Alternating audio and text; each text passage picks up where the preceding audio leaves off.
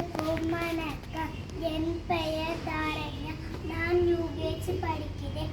என் பள்ளியின் பெயர் புரட்சுப்பிய தொடக்கப்பள்ளி சேரன் மகாதேவி, திருநெல்வேலி மாவட்டம். திருக்குறள் என்னென்ப ஏழை எழுத்தம்ப இவ்விரண்டும் கண்ணென்ப வாழும் உயர்த்து மறைமிசை எழுத வானெனி சேர்ந்த இளமிசை வீடு வாழ்வார்கள்.